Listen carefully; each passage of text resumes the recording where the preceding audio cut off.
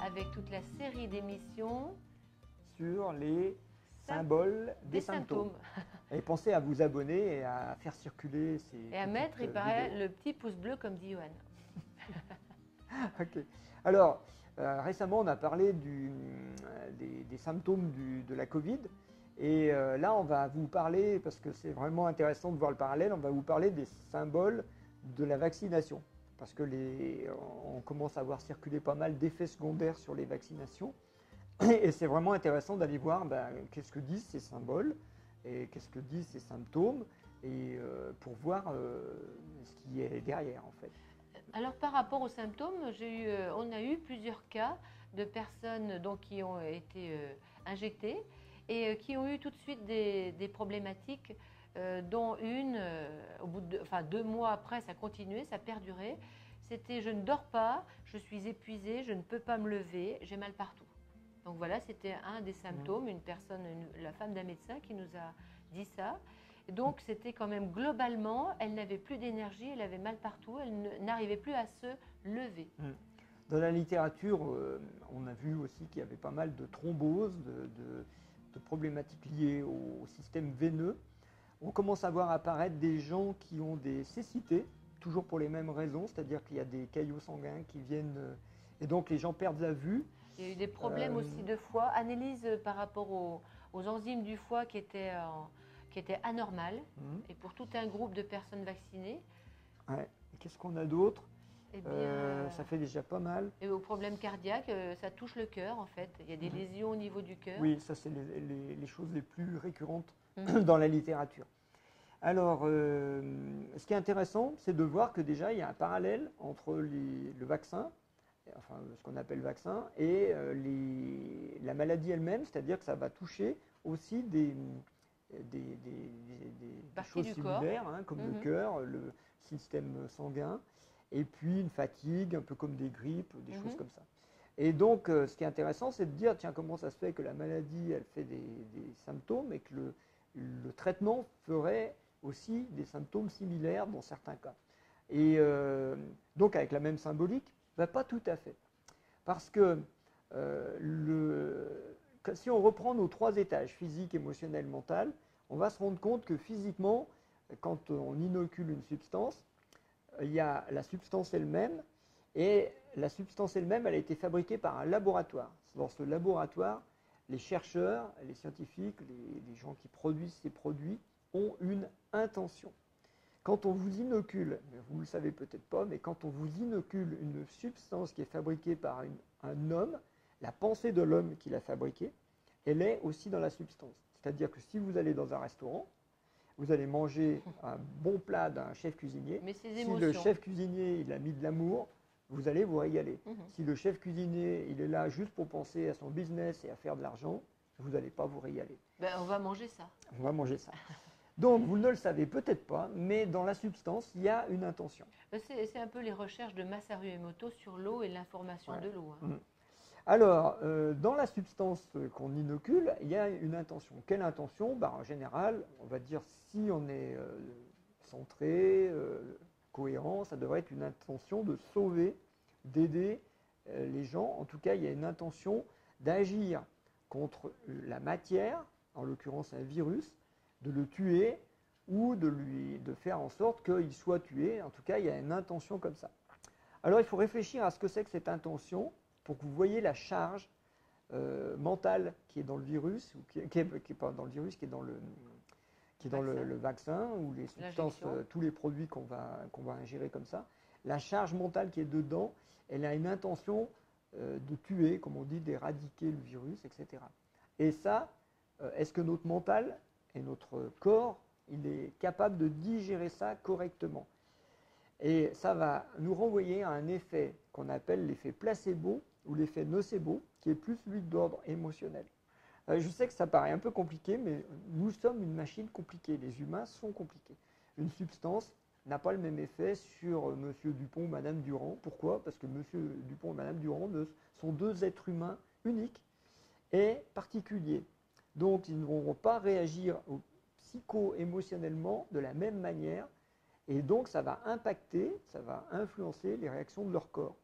D'où des apparitions de phénomènes, ou que nous on va appeler des symptômes, des manifestés, qui vont être différents.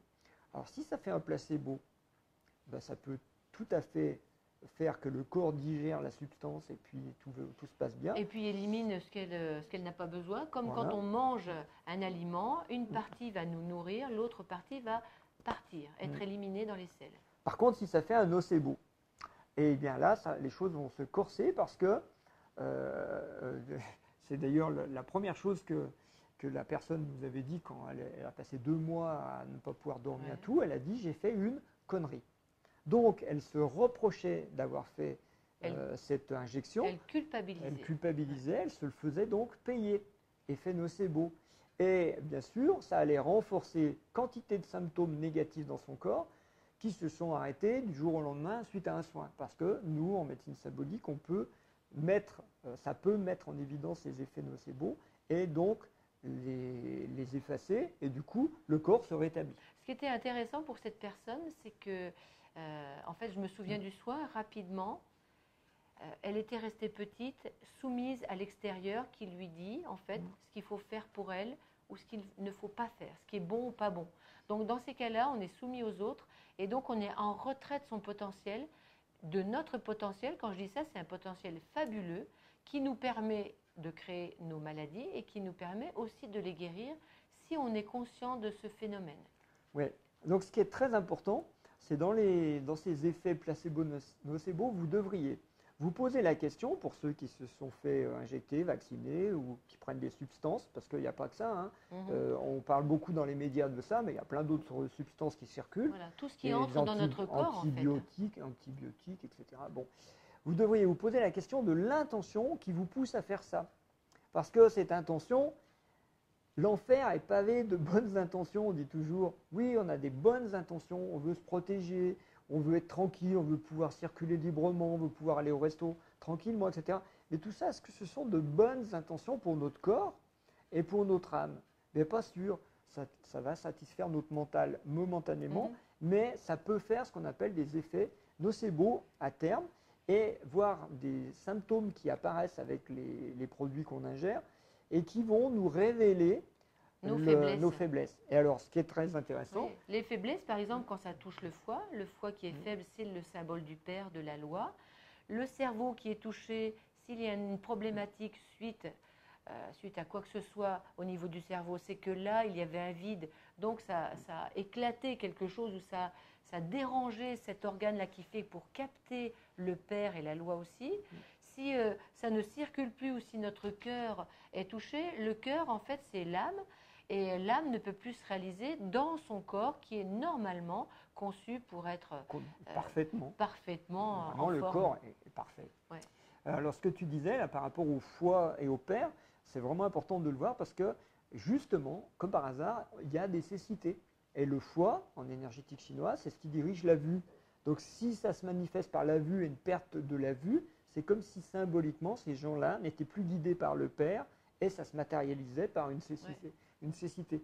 Et vraiment, tous ces symptômes-là, il faut les regarder d'un point de vue psycho-émotionnel et pas que d'un point de vue physique. Parce que si c'était uniquement une réaction physique, tout le monde aurait ça. Non, il n'y a que certaines personnes qui l'ont. Le problème avec le guide, on subit, on est soumis à un guide extérieur parce que depuis notre enfance, on croit que c'est les adultes, les parents, les autres qui savent. Et on n'écoute pas notre guide interne, d'où toutes les problématiques qui arrivent. D'où on accepte tout ce qui se passe. Et notre guide interne, eh bien, il est là, il capte là, il est dans nos organes. Et vraiment, toutes ces problématiques sont dues à ça. On ne se croit pas grand. Oui. On a oublié ça. Et puis, derrière tout ça, il y a toujours ce symbole de la punition dont on a déjà parlé. Et donc, le symbole d'une dette collective.